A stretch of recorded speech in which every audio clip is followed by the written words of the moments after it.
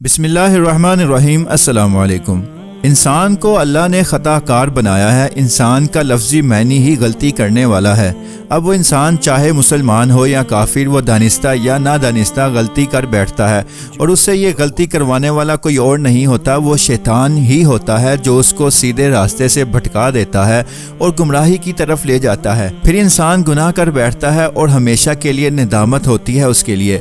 بعض دفعہ شیطان انسان سے بڑے بڑے گناہ بھی کروا دیتا ہے، جس پر انسان کو آخرت سے پہلے دنیا میں ہی سزا مل جاتی ہے۔ کسی کو قتل کر دیا، کسی کا سامان چوری کر لیا، زنا کر لیا، یہ وہ سب گناہ ہیں جن کا حساب آخرت میں تو ہوگا ہی، مگر ان کی سزا دنیا میں ہی ہر مذہب میں موجود ہے۔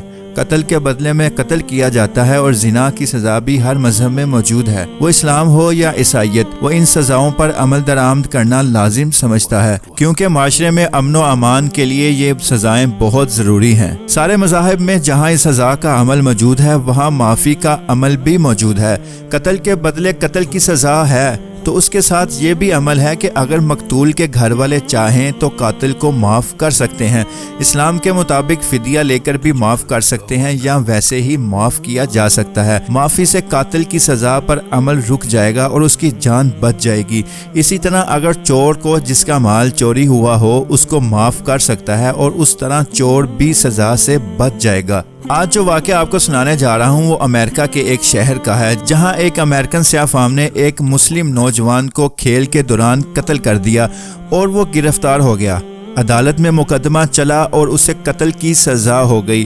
جس دن اسے قتل کی سزا دی جانی تھی، اسی دن مقتول نوجوان کے مسلمان باپ کا دل تڑپ اٹھا اور اسے یہ سوچنے پر مجبور کر دیا کہ میرے بیٹے کے قتل ہونے پر جس طرح مجھے صدمہ پہنچا ہے، جب یہ قتل ہوگا، جب اس کی سزا اس کو ملے گی اور یہ دنیا سے چلا جائے گا، تو اس کے باپ کا بھی وہی حال ہوگا، اس کی ماں کا بھی وہی حال ہوگا جو آج ہمارا حال ہے۔ اور اس طرح اگر میرا بیٹا دنیا سے چلا گیا تو وہ صرف ایک جان ہی گئی ہے، ہم ہی صرف دکھ اور مصیبت اور پریشانی اور صدمے میں ہیں۔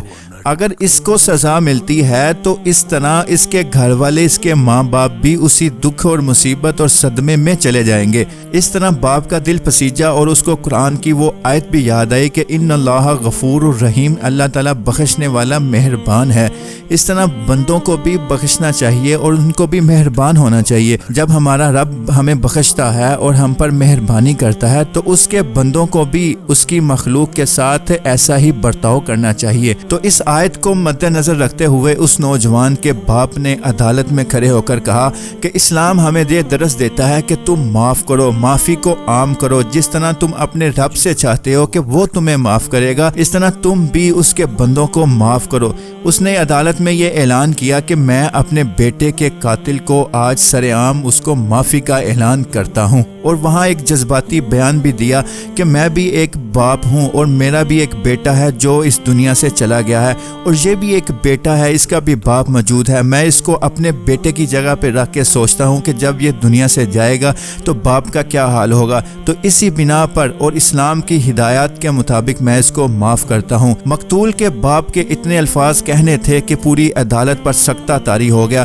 وہ ہر کوئی اس کی تقریر کو سن رہا تھا اور ساتھ ساتھ وہ اپنے آنسو بھی بہا رہا تھا کہ ایک مسلمان جسے دنیا بھر میں لوگ دہشت گرد کہتے ہیں، حقیقت میں وہ کتنا نرم دل ہے کہ اپنے بیٹے کے قاتل کو معاف کر رہا ہے۔ اور یہ منظر دیکھ کر عدالت میں موجود جج سمیت ہر فرد، ہر انسان، ہر عورت اور ہر بچہ رونے لگا، اور ان لمحات کو کیمرے کی آنکھ نے ریکارڈ کر لیا۔ اور آپ یہ لمحات آپ بھی دیکھیں، اور جس طرح باپ نے اپنے بیٹے کے قاتل کو گلے لگایا اور گلے لگا کر پھوٹ پھوٹ کر رونے لگا، یہ لمحات بھی روئے بغیر آپ نہیں دیکھ سکتے۔ تو چلیے ہم چلتے ہیں اپنی ویڈیو کی طرف کہ باپ نے کس طرح اپنے بیٹے کے قاتل کو معاف کیا، اور یہ کیا جذباتی مناظر ہوئے، اور اس نے کیا کیا الفاظ اپنے بیٹے کے قاتل کو معاف کرنے کے لیے استعمال کیے، اور قرآن کی کس آیت کا حوالہ دیا۔ ہمیں بھی ایسا ہی سچا پکا مسلمان بننا چاہیے، ہمیں بھی لوگوں کو معاف کرنا چاہیے۔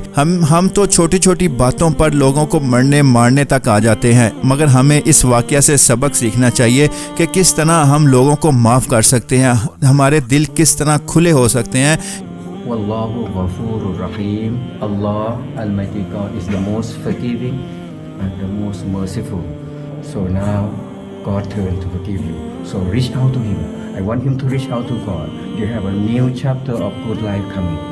When you come out from your confinement, do righteous deed, because your righteous deed gonna lead to the path of truth, lead back to God Almighty, that will reunite you and Islamity in paradise. That's my message.